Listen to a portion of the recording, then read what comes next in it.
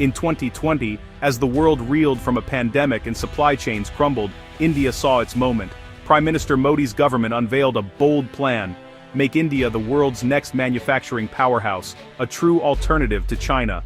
The government backed this vision with a staggering $23 billion war chest.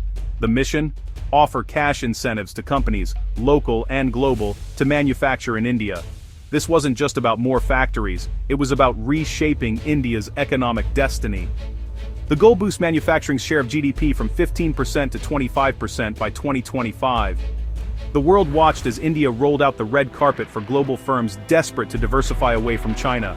The dream was clear: millions of new jobs, made in India everywhere, and a shot at the big leagues. But now, in late 2025, the story is more complicated.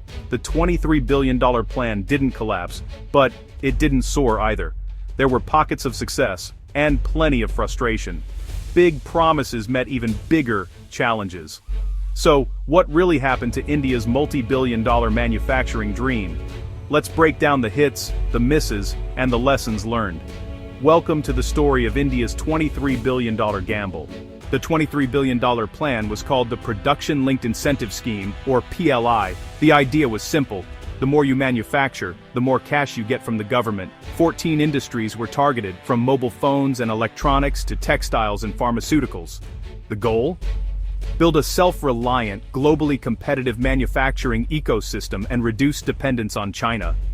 India's economy had long been dominated by services. PLI aimed to change that.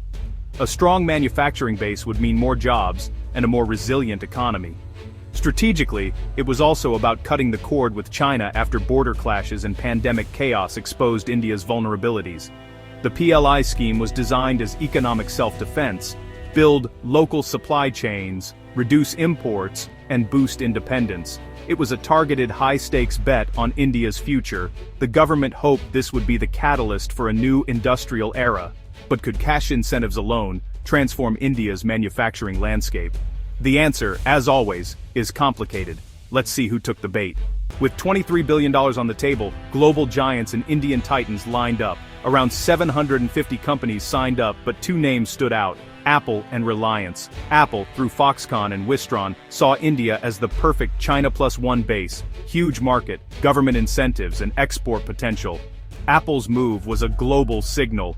India was open for high-tech business. Reliance Industries, led by Mukesh Ambani, jumped in too, targeting solar panels, telecom equipment, and more.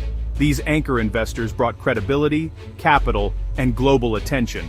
Their participation was supposed to spark a ripple effect, drawing in smaller firms and building entire supply chains. With Apple and Reliance on board, the PLI scheme looked unstoppable. New factories, new jobs, and a new era for Indian manufacturing seemed within reach. The stage was set for a manufacturing revolution. But would the reality match the hype?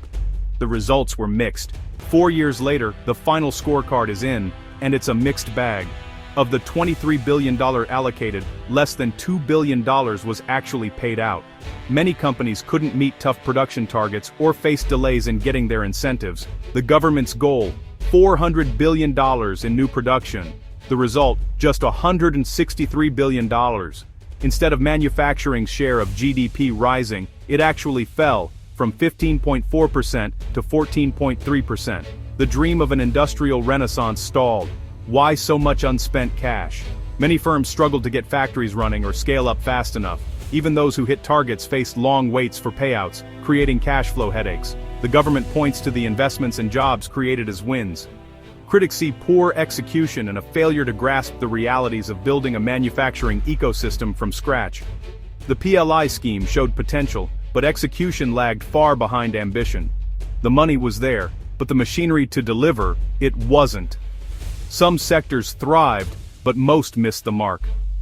The report card: great idea, needs better follow-through. But there were bright spots. Not all was lost. Two sectors shined: mobile phones and pharmaceuticals. Before PLI, India mostly assembled older phone models with imported parts. The scheme changed that, pushing companies to manufacture high-value components and the latest models in India. By 2024, India produced $49 billion worth of mobile phones, a 63% jump since 2020. Apple now launches its latest iPhones in India on day one, a huge leap up the value chain. India became a key global hub for mobile manufacturing. Pharmaceuticals also soared. India, already the pharmacy of the world, used PLI to reduce dependence on China for key drug ingredients. Domestic production of critical APIs rose, securing supply chains and boosting exports. Pharma exports nearly doubled in a decade, reaching $28 billion in 2024. Between April and October 2024, mobiles and pharma took 94% of all PLI payouts. These two sectors carried the program, proving that focused incentives and the right conditions can deliver world-class results. The PLI scheme's biggest wins were concentrated, but they were real. Elsewhere, the story was different. Outside mobiles and pharma, most sectors struggled. The first culprit: bureaucracy. Companies faced mountains of paperwork, unclear rules and slow approvals. Delayed payouts created cash flow nightmares, especially for smaller firms. The second challenge: China. In sectors like solar panels and textiles, Indian firms couldn't match China's scale or low prices, even with incentives. China's decades-long head start, integrated supply chains, and state support made competition brutal. In solar, most PLI participants, including Reliance and Adani, are unlikely to meet targets. In steel, a quarter of projects were withdrawn or cancelled. The government refused to extend deadlines, insisting on tough love. The combination of red tape and fierce Chinese competition proved too much for many. The PLI scheme's ambition ran into the hard realities of global manufacturing. The lesson money alone can't fix deep-rooted challenges. As the PLI scheme ends, debate rages over its legacy. Was it a failure, a success, or something in between? The government is letting the scheme lapse, exploring new ideas like reimbursing plant setup costs. Policymakers know the flaws and are trying to adapt.